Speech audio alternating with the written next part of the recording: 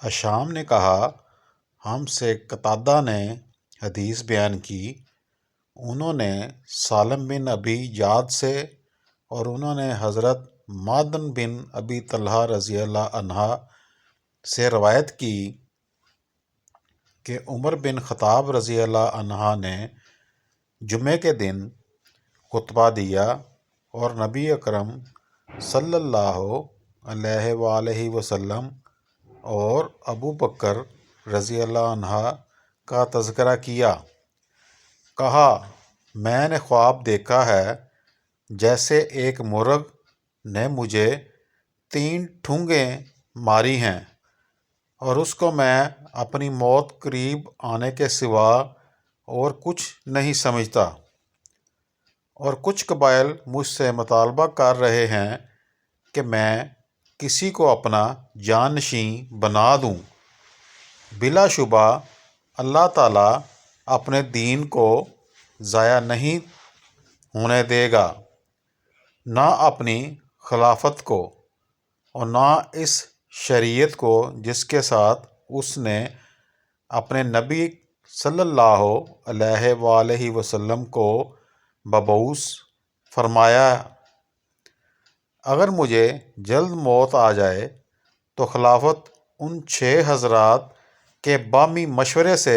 طے ہوگی جن سے رسول اللہ صلی اللہ علیہ وآلہ وسلم اپنی وفات کے وقت خوش تھے، اور میں جانتا ہوں کہ کچھ لوگ جن کو میں نے اسلام کی خاطر اپنے اس ہاتھ سے مارا ہے، وہ اس امر خلافت پر اعتراض کریں گے۔ اگر وہ ایسا کریں گے تو وہ اللہ کے دشمن، کافر اور گمراہ ہوں گے۔ پھر میں اپنے بعد جو حل طلب چیزیں چھوڑ کر جا رہا ہوں،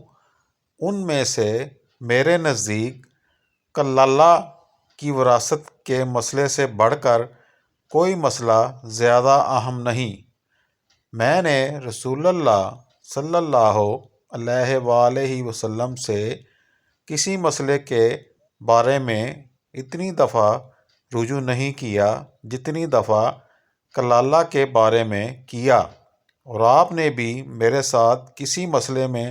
اس قدر سختی نہیں برتی جتنی میرے ساتھ آپ نے اس مسئلے میں سختی کی،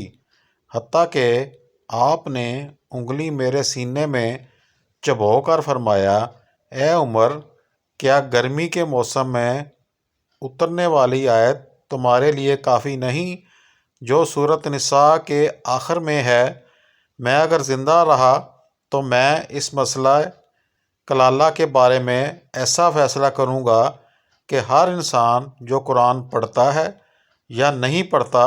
ہے اس کے مطابق فیصلہ کر سکے گا۔ پھر آپ نے فرمایا، اے اللہ، میں شہروں کے گورنر کے بارے میں تجھے گواہ بناتا ہوں کہ میں نے لوگوں پر انہیں صرف اس لیے مقرر کر کے بھیجا کہ وہ ان سے انصاف کریں اور لوگوں کو ان کے دین اور ان کے نبی صلی اللہ علیہ وآلہ وسلم کی سنت کی تعلیم دیں، اور ان کے اموال ان میں تقسیم کریں، اور اگر لوگوں کے معاملات میں انہیں کوئی مشکل پیش آئے تو اسے میرے سامنے پیش کریں۔ پھر اے لوگو، تم 2 پودے کھاتے ہو، میں انہیں بو کے اعتبار سے برے پودے ہی سمجھتا ہوں،